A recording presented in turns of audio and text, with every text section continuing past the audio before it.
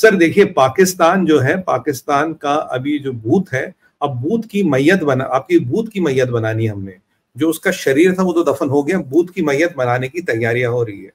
ये पाकिस्तान में जो आप देख रहे हैं, हालात बद से बदतर हो रहे हैं। पाकिस्तान में स्थितियां कंट्रोल के बाहर जा रही हैं। और अभी जो लेटेस्ट प्रकरण हुआ है, देखिए सर, बलोचिस्तान इनके कंट्रोल में नहीं है, केपी के इनके कंट्रोल में नहीं है, सराइकी बेल्ट पे इनके पास प्रॉब्लम है, सिंध इनके कंट्रोल में नहीं है, माइनस पंजाब उसके कंट्रोल में कुछ नहीं है। और ये प्रकरण अभी बढ़ता जा रहा है संजय सर। ऐसे में इनकी समस्या ये है, करे तो करे क्या, ये जाए तो जाए कहां पे, ये इनकी सबसे बड़ी समस्या है। अब अगर आप देखें, अभी जो हाल फिलहाल में प्रकरण हुआ है, टीटीपी ने इनको धमकी दे दी है। टीटीपी ने बोला भैया ऐसा है, हम तुम पे बहुत बड़ा आघात करने वाले और तुम पे बहुत बड़े हमला करने वाले, तुम्हारी हम ऐसी की तैसी कर देंगे। अब इसमें विषय ये आता है कि अचानक टीटीपी के साथ ऐसा क्या हुआ, हमले तो वो कर ही रहे थे, लोगों को तो वो मार ही रहे थे। ये अब जो सुपर बम्पर हमले की बात हो रही है, इसके पीछे के कारण क्या और इसके पीछे के कारक क्या है, और आने वाले टाइम में संजय सर होने वाला क्या है। देखिए 3-4 चीजें सामने निकल के आती है। पहली चीज जो सामने निकल के आती है वो ये है कि अभी इसकी एक स्टोरी है। स्टोरी ये है कि पाकिस्तान, अगर आप शुरू में भी जाए, मुल्ला उमर के टाइम से भी जाए, इन्होंने पूरी कोशिश की थी कि उसको बताया कि जो केपीके वाला हिस्सा है, इस पे अफगानिस्तान का हक नहीं है, ड्यूरियल लाइन हमारा इंटरनेशनल बॉर्डर है। मुल्ला उमर के टाइम से इन्हें भगाते जा रहे हैं, कह रहे चल निकलो यहां से। फिर इन्होंने कोशिश की कि भाई आगे इसको थोड़ा और हम थोड़ा इनके साथ मिल बांट के कुछ सांठ गांठ कर ले, वो भी नहीं हुई। फिर इन्होंने अफगान रिफ्यूजीज को निकालने की कोशिश की। और अब जो इन्होंने किया है, क्योंकि कहानी यहां से शुरू होती है, इस्लामाबाद तक जाती है, ये जो मरगला हिल्स है, अब अफगानी तालिबान कह रहा थ्रू तहरीके तालिबान मरगला हिल्स तक, यानी कि इस्लामाबाद का वो एरिया जहां इमरान खान का बंगला उसके आसपास ही है, वो पहाड़ वो जंगल जी हमारा एरिया है। अब ये जंगल जो है इसमें है करीब 3400 एकड़ का एरिया। अब ये पूरा घना जंगल है। कहानी क्या है सर, ये जो पाकिस्तानी फौज थी ये करना चाहती है वहां अफीम की खेती। नया मॉडल निकल के आया है, अफीम के दम पे इस्लामिक इकोनॉमी को रिवाइव करना है, अफीम बेच के इकोनॉमिक इकोनॉमी को रिवाइव करना है। अब अफीम की हिस्ट्री में जाए तो 90% अफीम अफगानिस्तान में उगता था, अब लगभग खत्म हो गया। अब नंबर 1 अफीम का प्रोड्यूसर है म्यांमार। म्यांमार में जो शिन स्टेट है वो नंबर 1 अफीम का प्रोड्यूसर बन चुका है, और इस शिन स्टेट में हैज टेकन ओवर अफगानिस्तान। अब इनको लग रहा है यार, जो नार्को डॉलर हमारे पास आता था, ये नार्को डॉलर हमारे हाथ से गया, और नार्को डॉलर हमारे हाथ से गया तो हमारी तो ऐसी तैसी हो गई, अब हम करेंगे क्या। तो इनका इरादा था ये जो मरगला के पहाड़ है इनमें चुपचाप ये खेती शुरू करे। और नदीम अंजुम ने कुछ खेती सराइकी बेल्ट में ऑलरेडी शुरू करा ली है, खेती जारी है। अगर आपने रिसेंटली देखा होगा, इन्होंने करीब 2400 एकड़ जमीन इन्होंने सर पंजाब में और सिंध में, और इन्होंने पंजाब और सिंध में भी एक्वायर की है। उसमें भी ये माना जा रहा है वो जमीन पे अफीम की खेती होगी, और अफीम के माध्यम से इकोनॉमी को रिवाइव करने का नया इस्लामिक मॉडल तलाश किया है हाफिज कुरान सैयद आसिम मुनीर ने। ये इनकी कहानी है। अब प्रॉब्लम कहां आती है? प्रॉब्लम सीधी सी बात है, प्रॉब्लम आती है कि ये काम करेगा हाफिज सैयद, और उसके जैसे जो किराए के टट्टू है उनसे ये काम कराएंगे। अब समस्या अफगानी तालिबान को ये कहता है भैया हमने अफीम का धंधा छोड़ दिया, अब हम मिनरल बेचते हैं आजकल, और हम शरीफ हो गए, टाई वाले लोग हो गए, अब हम ये काम नहीं करते। अगर ये खेती का बिजनेस इन्होंने शुरू कर दिया, इससे हाफिज सैयद हो, मौलाना मसूद अजहर और जितने भी जिहादी हैं ये स्ट्रांग हो जाते हैं। अगर ये स्ट्रांग हो जाते हैं, ये नॉन स्टेट एक्टर्स पाकिस्तान के स्ट्रांग हो जाते हैं, ये कहीं ना कहीं एक दिन वर्चस्व की लड़ाई हो जाएगी बिटवीन देम एंड तहरीके तालिबान एंड अल्टीमेटली अफगानी तालिबान। क्योंकि अफगानी तालिबान के फिर 2 दुश्मन हो जाएंगे, एक तो पाकिस्तान की फौज जो स्टेट एक्टर है, नॉन स्टेट एक्टर है जितने भी छोटे मोटे जिहादी इनके दुश्मन हो जाएंगे। और अल्टीमेटली जिसके पास ओपीएम होगा, जो ओपीएम को कंट्रोल करेगा, उसके पास डॉलर होगा तो प्रोसेसिंग होगी तो उसका हिसाब किताब बनेगा। अब अफगानी तालिबान का कहना, देखो भैया हमने ये मार काट की लड़ाई छोड़ दी है, अब हम शासन में हैं, अब हम मारने काटने वाले जिहादी नहीं, अब हम शासन है, अब हम सत्ता को चलाते हैं, अब हम देश को चलाते हैं, हम बिलियंस ऑफ डॉलर्स की डीलों की बात करते, चाइना से, रशिया से, दाएं बाएं हम बातें करते कि जी हम डील्स करेंगे, और हम मार काट के धंधे हमने छोड़ दिया है। अगर तुम यहां आओगे तो अल्टीमेटली तुम हमारी दिक्कत बनोगे। तो अब इस चीज को रोकने के लिए तहरीके तालिबान ने फुल फ्लेजेड असॉल्ट की घोषणा की है, ताकि जो अफगानी ये जो हमारे ये छोटे मोटे जहादी हैं, ये इनका स्टैचर ना बढ़े और पाकिस्तान पे दो तलवारें ना आ जाए, एक पाकिस्तान आर्मी और इनका, दोनों का यूज किया जाएगा अफगानिस्तान के अगेंस्ट। इसको रोकने के लिए अब की बार तहरीक तालिबान का अगर आप स्टडी करें, अफगानी तालिबान कहती है मरगला हिल्स तक, यानी कि इस्लामाबाद तक, केपी के आगे तक भी हमारा पूरा क्षेत्र है, मरगला हिल्स तुम्हारी नहीं है, हमारी है। और वो इनको ये अफीम की खेती करने नहीं देंगे। इसीलिए ये जो बड़ा असॉल्ट की बातें हो रही है, that is basically to do this, क्योंकि एक म्यान में दो तलवारें नहीं रह सकती। They don't want Hafiz Saeed and Mohammad Maulana Masood Azhar and like others to come to a level जहां उनका थ्रेट बन सके। और इसके पीछे एक और कहानी है। करीब 6-8 महीने पहले एक और किस्सा हुआ था। आईएसआई के कहने पे इसने क्या किया था, क्या नाम है इसका, हाफिज सैयद ने कुछ लोग भेजे थे अफगानिस्तान। जब इन्होंने लोग अफगानिस्तान भेजे सर, ये जाके वहां आईसिस की एक्टिविटी को रिवाइव करने की, उसको थोड़ा बड़ा चढ़ाने की कोशिश कर रहे थे। और आप जानते हो तालिबानी और आईसिस की बिल्कुल नहीं बनती है, तो बिल्कुल कुत्ते बिल्ली वाला बैर है। वो आदमी पकड़े गए। उन आदमी की खैर मैयत तो उन्होंने अफगानिस्तान में बना ली, पर उनका कन्फेशन वीडियो और उनके जो फोटोज थे और मैयत की फोटो, कोई कह रहा था मुझे हमारे यहाँ भी भेजी और पाकिस्तानियों के यहाँ भी भेजी। बोला भैया तुम्हारे लोग यहाँ ये कर रहे हैं। तो दूसरा डर तालिबान को ये है, जिस दिन ये स्ट्रांग हो गए उस दिन ये आईसिस का चोला पहन के घुसेंगे अफगानिस्तान, और जो आईसिस के एलिमेंट्स हैं उनके साथ मिलके हमारी गवर्नमेंट को टॉपल करेंगे, क्योंकि इसके पैसे और वो अफगानिस्तान में अनस्टेबिलिटी लाने का पैसा नहीं अमेरिका भी दे देगा। तो अमेरिका के कहने पे भी होगा, अफीम भी मिलेगी, कंट्रोल भी मिलेगा। तो इस चीज से बचने के लिए उन्होंने बोला नहीं यार, अब इसको तोड़ना ही पड़ेगा। जब तक ये केपीके का हिस्सा अप टू मरगला हिल, जब तक ये हमारे पास नहीं आता, तब तक हम इस हाफ कंट्रोल से खुश नहीं है। जो आधा कंट्रोल है नहीं है, गवर्नर हमारा टैक्स ले रहे, कहीं पाकिस्तानी आर्मी कहीं कैंट है, नहीं, पूरी निर्णायक लड़ाई करनी है, पूरे केपीके को लेना या लिबरेट करने का समय आ गया है। ये उन्होंने पूर्ण घोषणा की है। इसीलिए टीटीपी का लफड़ा है। मेन अगर आप संजय सर जाएंगे बैकग्राउंड में, एक अफीम है, नार्को डॉलर है, फिर है पावर, कि कौन किसका पावर लेगा। क्योंकि तालिबानी कहते हैं अब तो यार हम मारने काटने वाले रहे नहीं, अब तो हम मंत्री बन गए भाई, अब तो हम पॉलिटिशियन बन गए, अब हम बंदूक चलाने का काम नहीं करते, अब हम डील्स की बात करते। और हाफिज सैयद जो है उसकी समस्या ये है कि उसे पता है उसे पॉलिटिकल एस्टेब्लिशमेंट आईएसआई कभी नहीं रखेगा, वो हमेशा किराए का टट्टू रहेगा, वो हमेशा गंदा काम करेगा। उसने अपने बेटे को पीछे चुनाव लड़वाया था, वहां कुछ हुआ नहीं, तो वो भी सोच रहा है यार अब मैं ऐसा क्या करूं कि मेरी रेलेवेंस बढ़े, कहीं पे मेरी नीड बढ़े, मेरी जरूरत बढ़े।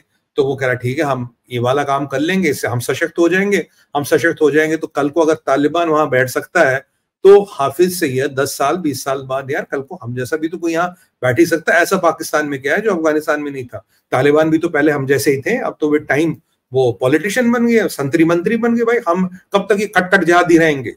तो उनकी भी एम्बिशंस है, क्योंकि पॉलिटिकली उन्हें जगह मिल नहीं रही। वहां तालिबान वो देख रहा भाई ये कर रहे, तो तहरीक तालिबान का फरमान आता कि हम पूरा केपीके लिबरेट कर रहे हैं। ना ये इनको मरगला हिल में खेती करने देंगे, ना इनको ये सराकी बेल्ट में खेती करने देंगे, और बलोचिस्तान में अगर इनका इरादा वो नहीं होगा, सिंध में शायद ये कुछ कर का है।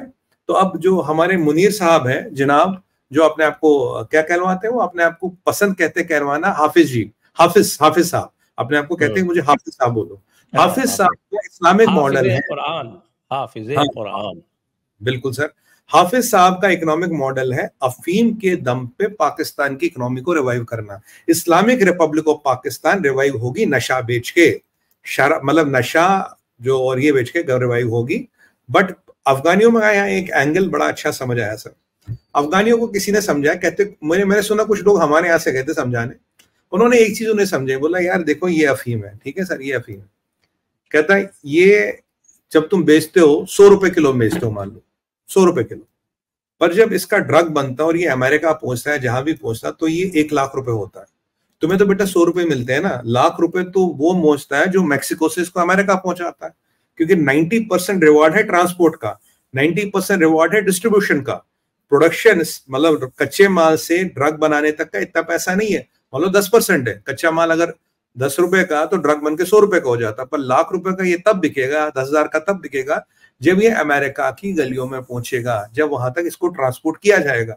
तो तुम्हें तो वैसे ही कुछ नहीं मिलना, तो तुम्हारे पास इतने मिनरल है वो बेचो, बड़े काम करो, हथियार बेचो, मिनरल बेचो, ये करो, काहे कि अफीम के चक्कर में पड़े हो।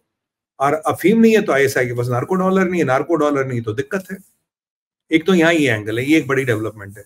दूसरी आपको बड़ी डेवलपमेंट बताता हूं, हमारे हाफिज कुरान आसिम मुनीर मियाँ के दिमाग में खतरनाक प्लान आया सर। खतरनाक प्लान ये है, कहता है कि उससे देखिए हमेशा आईएसआई आर्मी के ऊपर रहा है, आईएसआई के पास ट्रेडिशनली अपना बजट रहा है, क्योंकि नार्को डॉलर, फ्लश ट्रेड, हर उल्टा सीधा काम आईएसआई करता रहा, जिससे उसके कॉफर भरे रहे, खजाना उसका भरा रहा। अब नार्को डॉलर के निकलने के बाद इनको खाने के लाले पड़ गए, इनको तनख्वाह पे जिंदा रहना पड़ता, जो उनकी आदत नहीं है।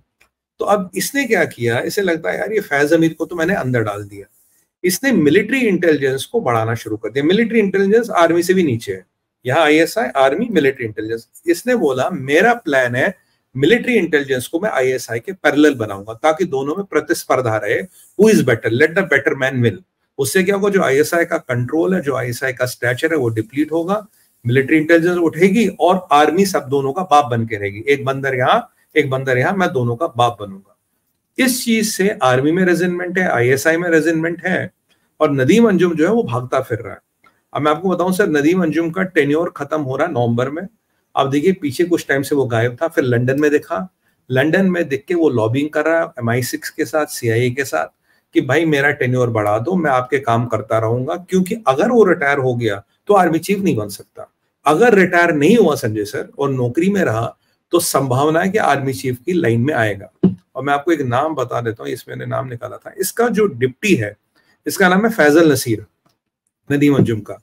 इसे कहते हैं कि ये बहुत ब्रूटल आदमी है, बहुत ही गंदा और बहुत ही कमीना आदमी है। ये वही आदमी है जिसने इमरान खान पे गोलियां चलवाई थी, आपको याद होगा जब उसकी टांग पे गोलियां लगी थी, ये चक्कर में कि नदीम अंजुम को रिप्लेस करके मैं बनूं। और खबरें ये भी आ रही थी कि हो सकता बाजवा भी हाउस अरेस्ट हो जाए, ऐसी संभावना भी, ऐसा कुछ हुआ नहीं है, संभावना है। अब ये फैज नसीर बनना चाहता है, बट ये इतना ब्रूटल है, इतना ब्रूटल है, इससे लोगों को डर लगता है कि ये ऐसा कुत्ता है जो अपने मालिक को भी काटता है, तो इसको, इसके गले में कैसे कॉलर बांधा जाए, इसको कंट्रोल कैसे किया जाए। तो यहाँ ये है। और आजकल इनके यहाँ जो एक नया रूल चला है, मुनीर के अंडर प्रमोशन उसकी होगी, बड़ा पोस्ट उसको मिलेगा जो जितना ब्रूटल होगा। मतलब तूने कश्मीरी कितने मारे बता, तूने बलोच कितने मारे, तूने सिंधी कितने मारे, तूने पठान कितने मारे, जितने ज्यादा कत्ल तूने किए हैं, जितना ज्यादा खून तेरे हाथों पे है बेगुनाहों का, उतना बड़ा अफसर है तू। तेरे में मिलिट्री स्किल है नहीं है, डजंट मैटर, तुझे कुछ आता नहीं आता, डजंट मैटर। हाँ, अस्सलाम वालेकुम वगैरह करता रहे, थोड़े 2-4 कुरान के आयतें याद कर ले, बट कितना बड़ा दरिंदा है तू, कितने बेगुनाहों का खून बहाया तूने, that is the criteria to go up. क्योंकि समस्या ये है, आज इनको सबसे ज्यादा डर लगता है KPK से, बलोचिस्तान से। सर 200-250 लोग जिस आर्मी के एक दिन में मर जाए बलोचिस्तान में, तो डर तो उसको लगेगा ही। तो कह रहा है यार ये नॉर्मल मिलिट्री तो है नहीं, अब तो या तो वो जिएंगे या हम जिएंगे, या हम उनके 100 लोग मार दें, नहीं तो वो हमारे 25 लोग मार देंगे। इस प्रकरण से लड़ने के लिए अब यहाँ प्रतिस्पर्धा लगी है, और प्रतिस्पर्धा में इनको टारगेट दिया जाता है कि भाई तेरा टारगेट इतने था, कितने मारे तूने, कि 25 मारे तूने, कहना नहीं साहब। कह रहा यार उनकी न्यूज आती है उन्होंने हमारे 250 मारे, हमारी न्यूज आती है हमने 5 मारे, कहाँ 250 कहाँ 5, लोग तो हमें गाली देंगे। अगर लोग हमें गाली देंगे तो ये जो अस्करी है, बहरिया है, जो फौजी फाउंडेशन है जिसमें $36 बिलियन का प्रॉफिट है, ये कहाँ से चलाएंगे, कहाँ से हम कंट्री पे स्ट्रैंगल होल्ड रखेंगे, कहाँ से ये बताएंगे कि ऊपर खुदा नीचे फौज, ये तो होगा नहीं। अब पाकिस्तान तो ऐसी कंट्री है सर, जहाँ कंट्री तो गरीब है पर फौज बहुत अमीर है। तो ये एक वर्चस्व की लड़ाई है, कंसोलिडेशन ऑफ पावर है, और यहाँ पर मतलब कॉन्फ्लिक्टिंग इंटरेस्ट है। तालिबान कहता है नाउ और नेवर, तहरीक तालिबान ने अनाउंस कर दिया हम तो मारेंगे, घर में घुस के मारेंगे।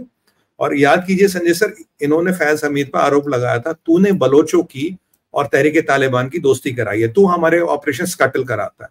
अब पीछे जो बानू में हुआ, जब 200-250 लोग इनके मारे, बन्नू में, तब तो फैज हमीद जेल में था।